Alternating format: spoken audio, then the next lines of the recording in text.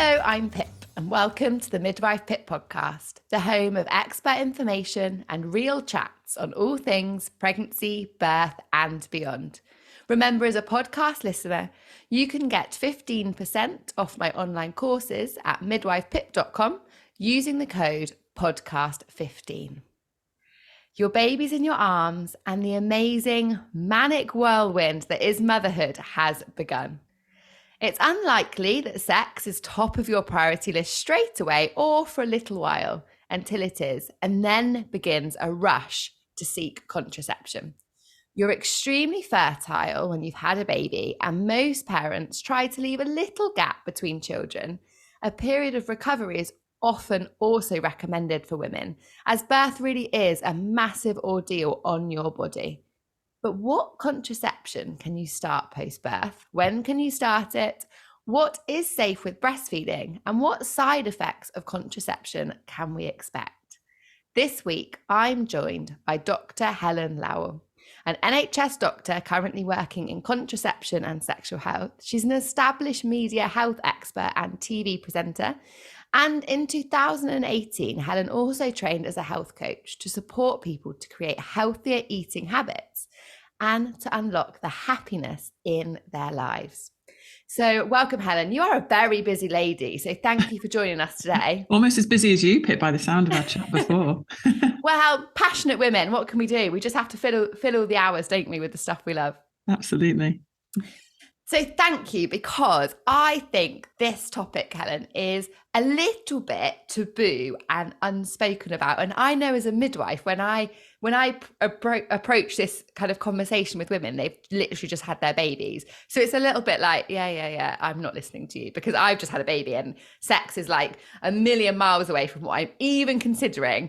So I kind of always feel like there's this big gap, because as much as we try and give some information, it just isn't the most appropriate time. And then all of a sudden women are discharged, and then a few weeks, months down the line, we're like, oh, well, what do we do? I kind of wish I'd listened now when I was trying to latch my baby to the breast and get up for my first wee and all of that kind of stuff. So I think this is going to be really, really valuable for women to listen to.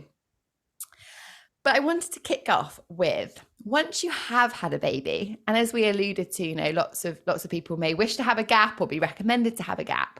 But how soon can you actually get pregnant after having a baby? Because I think that really sets the scene for why this topic is so important. Yeah, that's a great place to start, definitely. And I think in terms of when you decide to have your next baby, it's personal choice, and some advice is to leave a gap of 12 to 18 months. But it really just depends on your personal choice, how many medical problems you've had during your pregnancy, how traumatic the birth was, and your personal circumstances and your setup at home. But in terms of how soon can you actually get pregnant, any time from 21 days. So from 3 weeks after, you could potentially get pregnant. And obviously, as time goes by, the fertility then increases, the chances increase of getting pregnant. That's if you're not 100% breastfeeding. So that's if you're not using the lactational and amenorrhea method. So it can happen that soon. And like you say, in those first few days and weeks, I remember it didn't seem that long ago.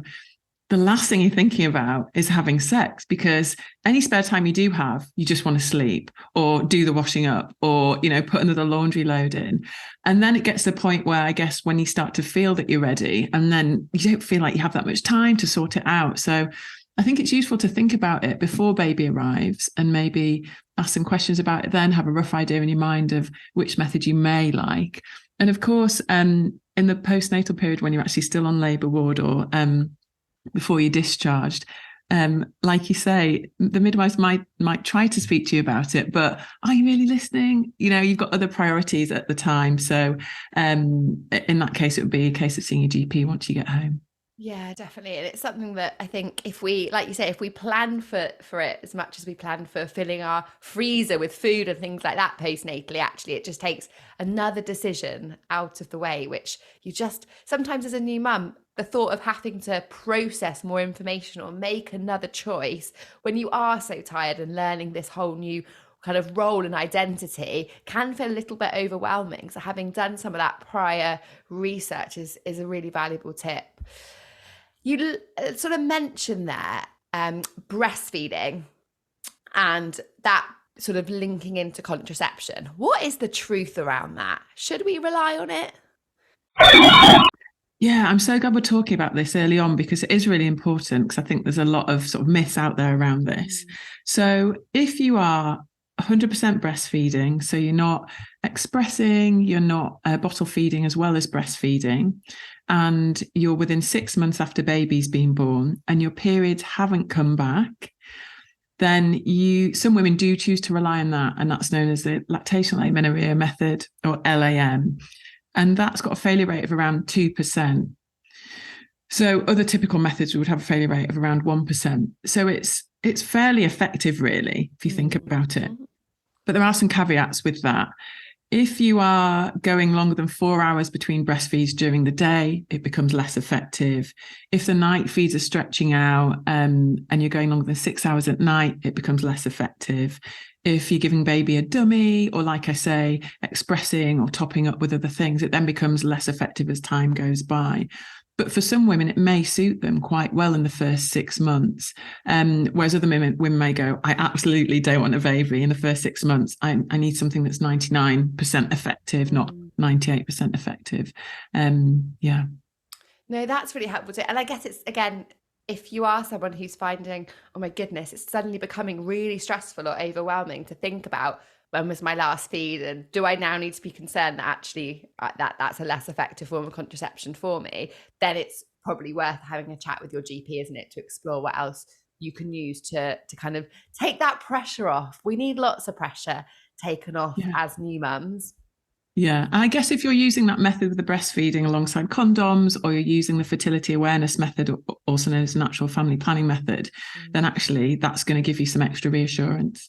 Yeah, definitely, and allow you to be in control, which is one of the beauties, isn't it, of women's health, is that we can control when we do want to be trying to conceive.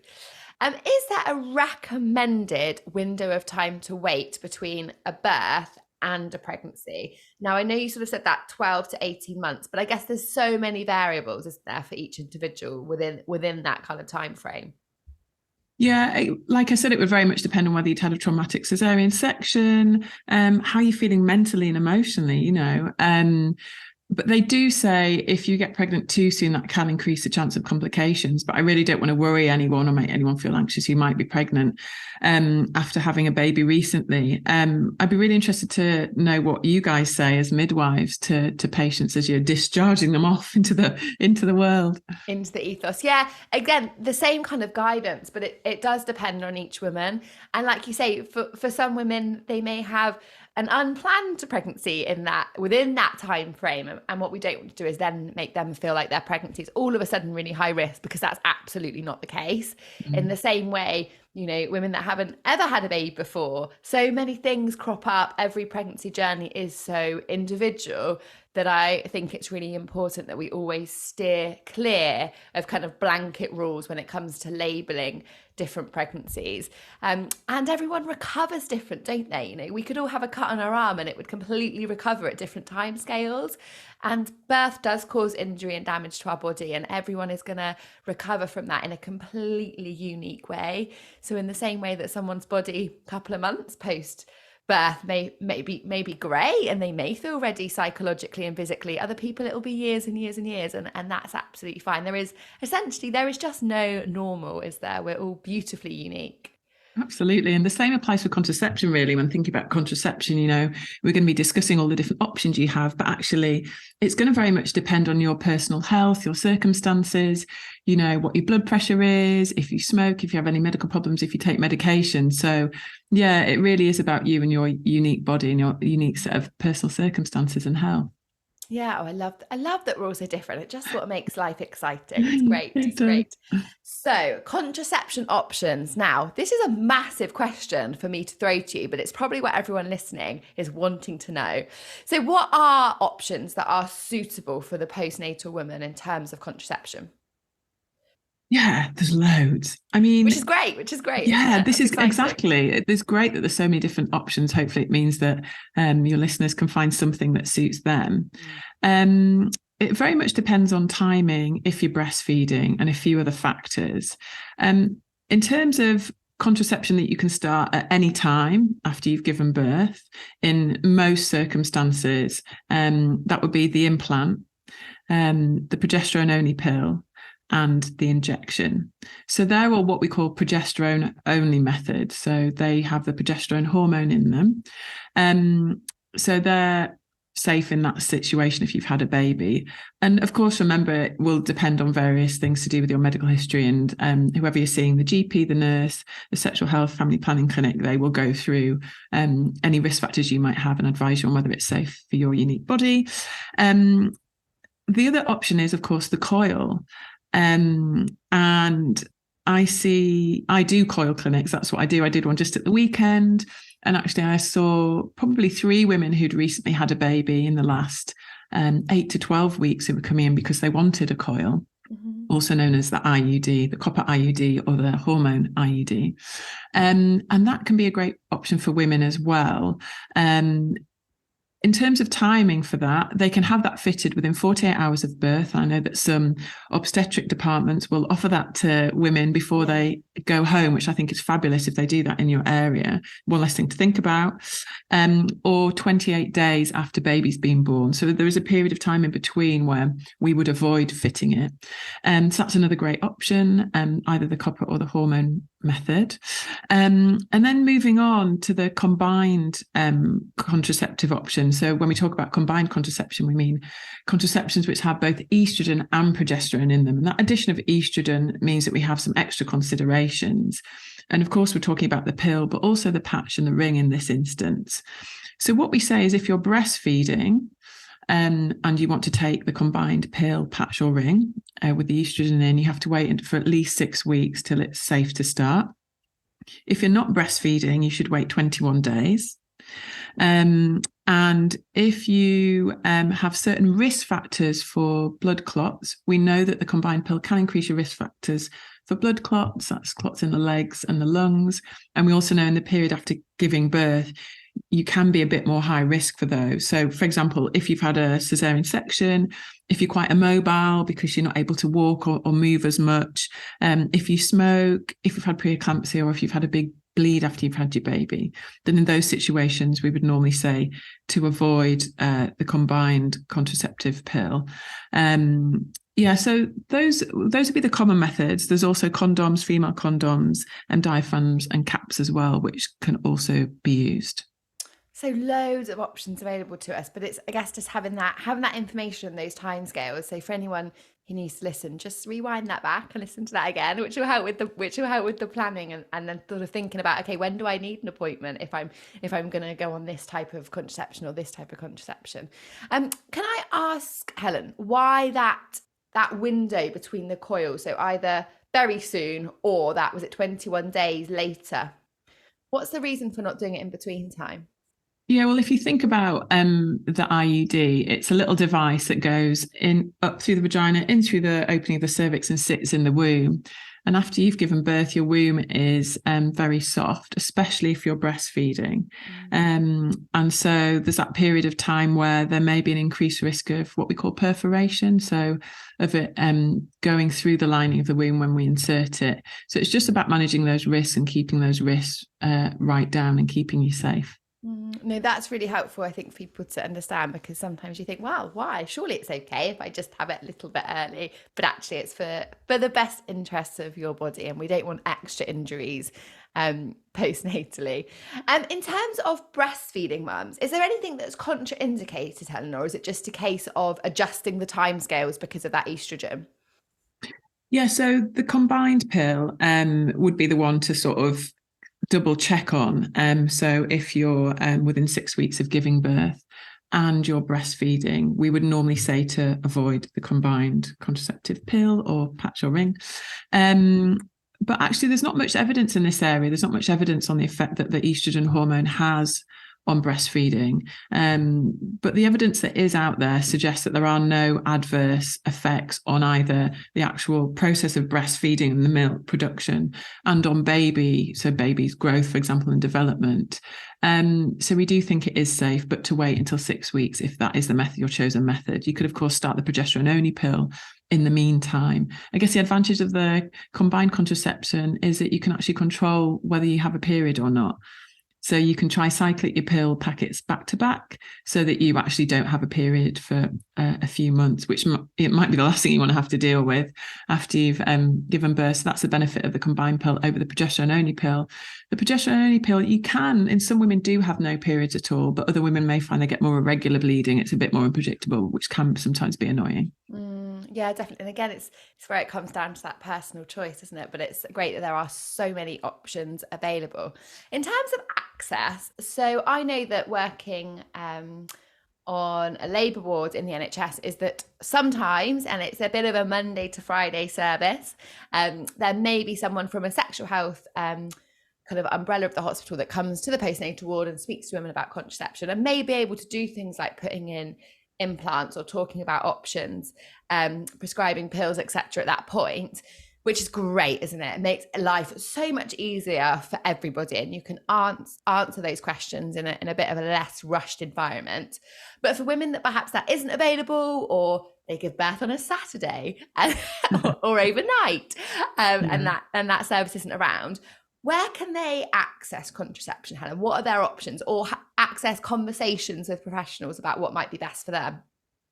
Yeah, so I've been really pleased to see that over the past sort of months and up to a year, there's extra services for contraception available. So there certainly is in our area in Leeds. So we now are offering Saturday clinics. So these are called the extended access services, or in our area, it's called the GP Confederation or the GP Hub. So some GP surgeries will have access to weekend clinics for contraception. In our area, that's specifically implants and coils. But absolutely, you would be able to have a conversation about any method that you wanted. So again, that would be a case of going through your GP. Then there's going directly to your GP and asking to speak to either the GP or the practice nurse to access that. And then the other place would be sexual health or family planning or contraception clinics. That's where I work. So our service, actually, we do sexual health and contraception alongside each other. And we'd be more than happy to see women who want to access that service. So there are loads of places that women can go. I'm aware that the NHS is super busy and it can be difficult to get through on the phone, first of all, let alone then when you get through on the phone, getting an appointment. So in the meantime, if you wanted to look up some information and do your research so you can be a bit more prepared, then there are some great websites. There's the NHS one, of course. Excuse me. So if you want to be a bit more prepared and look up what your options are ahead of going in for your appointment, there are some great options. There's the NHS website, of course. There's also Brook and Sexwise. So on there, there'll be a list of all the different methods that we've discussed, and you can maybe read up and get a rough idea of which one you like. The progesterone-only pill is actually available from some pharmacists now as well. So without the need to see a doctor or a nurse before, and without the need for a prescription. That does come at a small cost of, I think it's under £10 a month for that. So that could be something you could do to bridge a gap if there were long wait times. So yeah, hopefully there'll be enough options there that mean you can actually, once you've decided and you've got your head around it and you've got the time, that you can actually access what you need. Yeah, that's really handy, isn't it? And like I say, being able to read some information is really helpful, especially when you are sleep deprived and tired. And it might be that actually 2 a.m. is the best time to look up that information. Yeah. And, with the best will in the world, your GP isn't going to be offering you an appointment at that time. So actually it can be really handy to kind of have that beforehand. And it allows you to sort of think about questions to ask then as well, doesn't it? So you can go to that appointment really making sure you make an informed choice that's right for you. Absolutely. You are a fountain of knowledge on contraception, Helen. Thank you so much. I'm really, really grateful for allowing us to pick your brains. And I hope that that's really reassuring for anyone listening who is pregnant or in that postnatal period that's thinking, oh my goodness, I don't know what to do. And I think despite contraception, perhaps to you and I not feeling like a taboo subject, I know for lots of women, it does still feel like something they don't want to talk to their mum and their friends and their colleagues about. So hopefully we've bridged that gap today and allow people to open up and ask those important questions. Because women's health needs us to do more of that, I think. It absolutely does. And thanks so much for the opportunity to talk about this important subject. And it's always a pleasure chatting to you. Oh, thank you, Helen. You enjoy the rest of your day. You too. Take care. Bye. Before you head off, I just need to tell you something. 68% of you who listen to my podcast have not hit the subscribe button. So can you do me a favour? If you have ever enjoyed listening, and hit subscribe now. It makes a huge difference and helps me to keep bringing you episodes. The bigger the podcast, the bigger the guests, and the more women we can reach and help. Thank you for subscribing, and I look forward to chatting again soon.